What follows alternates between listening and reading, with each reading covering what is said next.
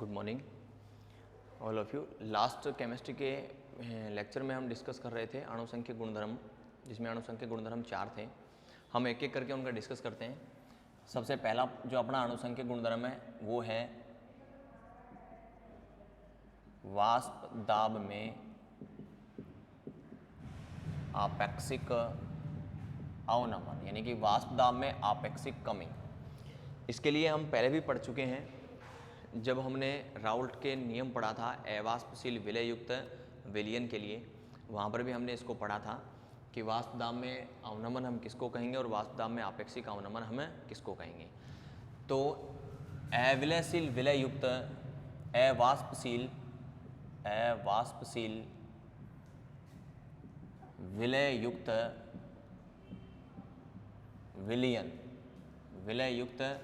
विलयन के वाष्प दाब में आपेक्षिक अवनमन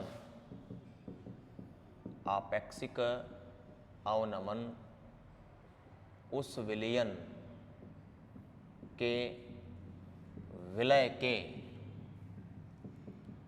मोल अंश के बराबर होता है। और अपना जो वाष्प दाब में आपेक्षिक अवनमन जो आएगा वो उस विलयन के विलय के मोल अंश के क्या रहेगा, बराबर रहेगा। तो इन दो चीज़ों को आप नोट करना कि अवाष्पशील विलय युक्त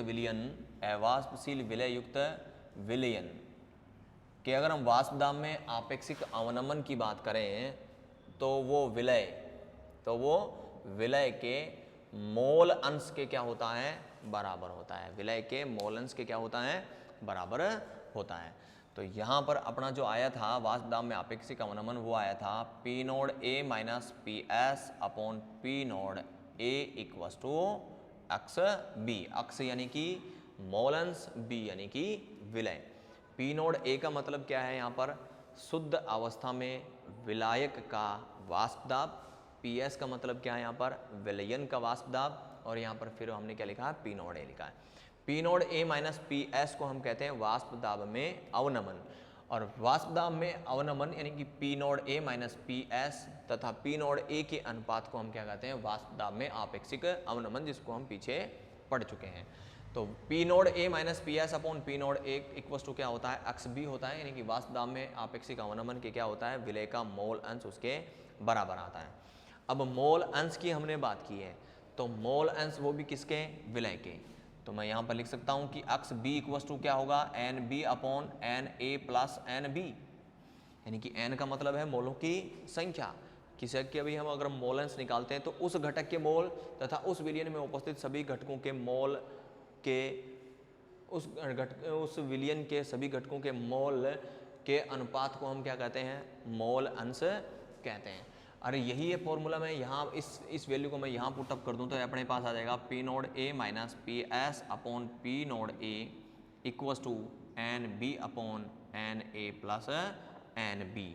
और मैं ये कहूँ अत्यधिक तनु विलयन के लिए, अत्यधिक तनु विलयन के लिए एन ए बहुत ज़्यादा मात्रा में होगा, किससे, एन बी। एन ए का मतलब क्या है, विलायक के मोल। एन बी का मतलब क्या है, विलय के मोल। बी का मतलब विलय और ए का मतलब क्या है, विलायक। तो एन का मतलब यहाँ पर क्या है, मोल। तो मोल के विलायक के मोल बहुत ज़्यादा होंगे, किससे, विलय के मोल से। कौन से विलयन के लिए, तनु विलयन के लिए। तो मैं ये कह दूं कि B इक्वस टू नगण्य के बराबर आ जाएगा अपने पास। तो अपने पास आ जाएगा P node A minus P S upon P node A equals to N B upon N A. और एन बी यानी कि मोल हम किस प्रकार से निकालते हैं, मोल बराबर क्या होता है, भार बटे अणुभार, वेट अपॉन मोलिकुलर वेट। और किसके निकालना है, बी के। तो मैं लिख दूं यहाँ पर W B upon M B. और ए की बात करेंगे तब हम क्या लिखेंगे, भार बटे अणुभार। ए की बात कर रहे हैं तो ए और ए, डब्ल्यू ए अपॉन एम ए। ये दोनों वैल्यू मैं यहाँ पर रखूँ तो अपने पास आता है P node A minus P S upon P node A equals to W B upon M B upon WA upon MA। तो ये अपने पास आ जाता है और इसको हम किस प्रकार से लिख लेंगे, P nought A minus PS upon P nought A equals to अपने पास ऊपर आ जाएगा WB upon MB, WB upon MB। और ये वाली वैल्यू कहाँ चली जाएगी, ऊपर चली जाएगी। ऊपर क्या आ जाएगा अपने पास, MA अपॉन WA। ये वाली वैल्यू क्या आ जाएंगी, अपने पास आ जाएंगी। और यहाँ से हम क्या निकाल सकते हैं, अणुसंख्यक गुणधर्म निकालने के लिए हमने क्या कहा था, अणुसंख्यक गुणधर्मों का उपयोग क्या किया जाता है, विलय का अणुभार निकालने के लिए। और यहाँ पर क्या है, W का मतलब क्या है, W का मतलब भार, और B का मतलब क्या है, विलायक, यानी कि ये तो है विलायक का, नहीं, W का मतलब भार और B का मतलब क्या है, विलय, विलय का भार। MB का मतलब क्या है, विलय का अणुभार। MA का मतलब क्या है, विलायक का अणुभार। और WA का मतलब क्या है, भार, और वो भी किसका, विलायक का। A का मतलब क्या है, विलायक वाले कंपोनेंट्स को लिखा हमने, और B का मतलब क्या है, विलय वाले कंपोनेंट्स को लिखा है। इस वीडियो का, इस लेक्चर का जो पहला वीडियो था उसी में मैंने ये, पहला लेक्चर जो था उसी में मैंने ये डिस्कस कर लिया था कि A कंपोनेंट्स विलायक मानेंगे, B कंपोनेंट्स क्या मानेंगे, विलय मानेंगे। तो यहाँ से हम क्या निकाल सकते हैं, विलय का अणुभार निकाल सकते हैं, विलय का अणुभार। विलय का मतलब B वाला कंपोनेंट सर, अणुभार का मतलब M। कहने का मतलब हम क्या निकाल सकते हैं यहाँ से, M B यहाँ से हम क्या कर सकते हैं, कैलकुलेट कर सकते हैं। तो MB कैलकुलेट करेंगे तो सीधा सीधा यहाँ से हम उसको क्रॉस लाइन में लेके आएंगे और उसको क्या कर लेंगे, कैलकुलेट कर लेंगे। साथ साथ में मैंने देखो इस चीज़ को हम एक और चीज़ लिख सकते हैं, मोललता से रिप्रेजेंट कर सकते हैं इसको। मोललता कैसे निकाली जाती है, मोललता का फॉर्मूला अपने पास क्या आता है, WB upon MB multiply 1 upon WA। इसके किससे निकाली जाती है, मोललता, और मोललता को किसे रिप्रेजेंट करते हैं हम, स्मॉल m से। तो मैं इसको ऐसे भी लिख सकता हूँ, P nought A minus PS upon P nought A equals to M multiply MA। और इस M का मतलब क्या है, मोलिलिटी, यानी कि मोललता, यानी कि मोललता। तो इस प्रकार से हम क्या कर सकते हैं, वाष्प दाब में आपेक्षिक अवनमन को कैलकुलेट कर सकते हैं। और इस अणुसंख्यक गुणधर्म द्वारा हम क्या निकालते हैं, विलय का अणुभार यानी कि MB निकालते हैं।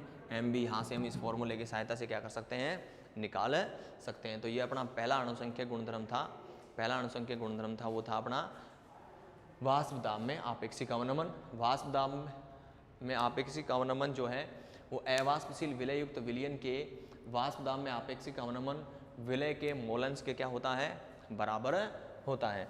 और यहाँ पर हमने वाष्प दाब का आपेक्षिक अवनमन किससे रिप्रेजेंट किया, P nought A minus PS upon P nought A equals to किसके होगा, अक्स B के इक्वस टू होगा।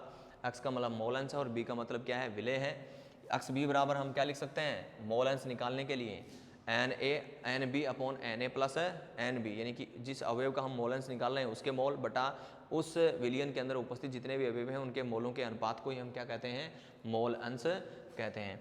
फिर मैंने ये वैल्यू यहाँ पर पुटअप कर दी है। अत्यधिक अगर तनु विलयन लिया जाए तो अपने पास विलायक के मोल हैं वो बहुत ज़्यादा होंगे, किससे, विलय से, क्योंकि बहुत ज़्यादा तनु विलयन हमने लिया है। तो NB अपने पास न के बराबर आ जाएगा, तो मैंने यहाँ पर लिख दिया है NB अपॉन Na। और NB का मतलब क्या है, विलय के मोल। और विलय के मोल निकालने के लिए मोल कैसे निकालते हैं, भार बटे अणुभार की सहायता से हम क्या निकालते हैं, मोल निकालते हैं। तो विलय का भार बटे विलय का अणुभार, यहाँ पर विलय का भार बटे विलय का अणुभार, दोनों वैल्यू मैंने यहाँ पर पुटअप कर दी हैं। इस फॉर्मूले की सहायता से हम क्या निकाल सकते हैं, विलय का अणुभार MB निकाल सकते हैं, यहाँ से MB निकाल सकते हैं। और साथ साथ में इस फॉर्मूले में इसकी वैल्यू का, इसका मतलब क्या है, यहाँ पर मोललता है तो M भी रख सकते हैं, यानी कि मोललता को भी क्या रख सकते हैं, हम यहाँ पर रख सकते हैं। तो अपने पास दोनों तरीके से क्या आ सकता है, अपने पास क्वेश्चन आ सकता है।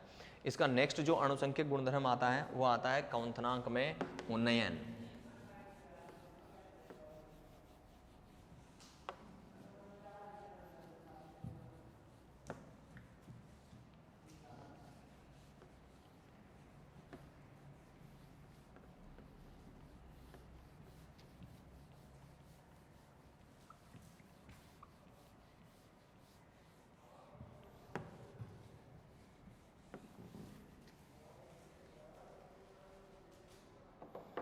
नेक्स्ट अपना अणुसंख्यक गुणधर्म है क्वथनांक में उन्नयन। कौंथनांक में उन्नयन। तो कौंथनांक में उन्नयन हम पढ़ने के लिए सबसे पहले हम कौंथनांक की डेफिनेशन हम जानते ही हैं कि जब अपने पास विलयन का वाष्प दाब और इन्वायरमेंट का वाष्प दाब जब इक्वल हो जाएं तब हम उसको क्या कहते हैं, कौंथनांक कहते हैं, यानी कौंथनांक बिंदु कहते हैं। उन्नयन का मतलब क्या है, वृद्धि, यानी कि कौंथनांक में क्या होना, वृद्धि होना। तो अपने पास अवाष्पशील जो विलयन आता है उसका वाष्प दाब शुद्ध विलायक के वाष्प दाब से क्या होता है, कम आता है। अवाष्पशील विलय युक्त विलयन का वाष्प दाब शुद्ध विलायक के वाष्प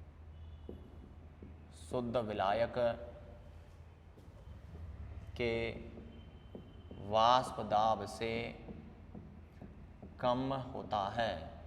अवाष्पशील विलय युक्त विलयन का वाष्प दाब शुद्ध विलायक के वाष्प दाब से क्या होता है, कम होता है। तो अवाष्पशील विलयन का वाष्प दाब अपने पास क्या है और शुद्ध विलायक का वाष्प दाब क्या है, ज़्यादा है। और इन दोनों का वाष्प दाब हम इक्वल करने के लिए विलयन को क्या करते हैं, गर्म करते हैं। यानी कि विलयन का वाष्प दाब शुद्ध विलायक के वाष्प दाब के इक्वल करने के लिए विलयन को क्या किया जाता है, गर्म किया जाता है, जिससे विलयन का कौंथनांक क्या हो जाता है, बढ़ जाता है, जिसे हम क्या कहते हैं, कौंथनांक में उन्नयन कहते हैं। तो इस बात को नोट कर लेना आप कि अवाष्पशील विलय युक्त विलयन का वाष्प दाब जो होता है वो शुद्ध विलायक के वाष्प दाब से क्या होता है, कम होता है। और जब दोनों का वाष्प दाब बराबर करने के लिए विलयन को हम क्या करते हैं, गर्म करते हैं। विलयन को क्या करते हैं, गर्म करते हैं। और जब विलयन को गर्म किया जाता है तो विलयन का कौंथनांक है वो क्या हो जाता है, बढ़ जाता है। और कौंथनांक बढ़ जाने के कारण हम उसको क्या कहेंगे, कौंथनांक में उन्नयन, यानी कि कौंथनांक में वृद्धि कहेंगे। माना शुद्ध विलायक का कौंथनांक टीबी नोड है तथा विलयन का कौंथनांक क्या है, अपने पास टीबी है। क्या है, टीबी है। तो डेल टीबी यानी कि कौंथनांक में उन्नयन, डेल टीबी कौंथनांक में उन्नयन इक्वल्स टू अपने पास क्या आ जाएगा, TB minus TB node, TB minus TB node. तो शुद्ध विलायक का कौंथनांक क्या है, टीबी नोड है। और विलयन का कौंथनांक जो है वो क्या आ जाएगा, विलयन का कौंथनांक क्या होगा, अपने पास टीबी होगा। अगर कौंथनांक में हम क्या निकालें, डिफरेंस निकालें, तो टीबी माइनस टीबी नोड। तो ये अपने पास क्या आ गया, कौंथनांक में उन्नयन आ गया। और अत्यधिक तनु विलयन के लिए, या फिर मैं यहाँ पर लिख देता हूँ, तनु विलयन के लिए कौंथनांक में उन्नयन उस विलयन में या विलय की मौललता के कौंथनांक में उन्नयन मौललता के समानुपाती होता है। तो अपने पास क्या आ जाएगा, del TB directly proportional by M. M का मतलब यहाँ पर क्या है, मौललता। एम का मतलब यहाँ पर क्या है, मौललता। एक बार देखो, मैं फिर से रिपीट कर रहा हूँ। अवाष्पशील विलय युक्त विलयन का वाष्प दाब शुद्ध विलायक के वाष्प दाब से क्या होता है, कम होता है। कहने का मतलब अपने पास जो विलयन जो है उसका वाष्प दाब कम आएगा, किससे, विलायक से। कब, जब उसके अंदर हम क्या मिला देंगे, अवाष्पशील क्या मिला दें, विलायक मिला दें। तो विलयन का वाष्प दाब और अपने पास जो विलायक है उसका वाष्प दाब हमें क्या करना है, बराबर करना है, इक्वल करना है। तो इक्वल करने के लिए विलयन को क्या करना पड़ेगा, अपने को गर्म करना पड़ेगा, ताकि उसका वाष्प दाब क्या हो, बढ़े, यानी कि उसमें वाष्प बने। तो इसको गर्म करते हैं। और जब हम इसको गर्म करते हैं तो विलयन का जो बॉइलिंग पॉइंट है वो ज़्यादा हो जाता है, किससे, विलायक से। और इस बॉइलिंग पॉइंट में जो डिफरेंस आएगा, यानी कि जो डिफरेंस आएगा, जो वृद्धि होगी, जिसको हम क्या कहते हैं, कौंथनांक में उन्नयन कहते हैं। यहाँ पर हमने कहा कि माना शुद्ध विलायक का कौंथनांक वो कितना है, टीबी नोड है, तथा विलयन का कौंथनांक वो कितना है, टीबी है। तो कौंथनांक में उन्नयन यानी कि डेल टीबी इक्वल्स टू क्या आ जाएगा, टीबी माइनस टीबी नोड। फिर हमने कहा कि शुद्ध तनु विलयन के लिए कौंथनांक में जो उन्नयन होगा वो मौललता के क्या होता है, समानुपाती होता है, यानी del TB directly proportional by M. और प्रोपोर्शनली चिन्ह हटाते हैं तो वहाँ पर क्या लगाते हैं, कोई ना कोई क्या लगाएंगे, कांस्टेंट लगाएंगे अपने पास। तो मैंने यहाँ पर लगा दिया कांस्टेंट के बी एम। और यहाँ पर के बी का मतलब क्या है, मोलल कौंथनांक उन्नयन स्थिरांक, यानी कि मोलल क्वथनांक उन्नयन constant, molal boiling evolution constant, जिसकी अपने पास क्या आती है, यूनिट आती है। यूनिट क्या आएगी, कैलोरी, किलोग्राम, मोल, इनवर्स। इसको क्या करना है, अपने को याद रखना है।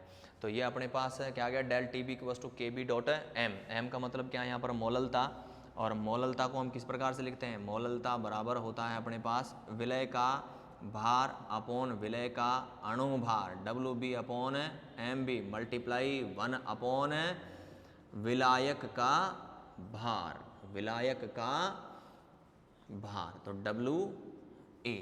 तो ये वाली वैल्यू हम क्या कर सकते हैं, यहाँ रख सकते हैं। तो अपने पास आ जाएगा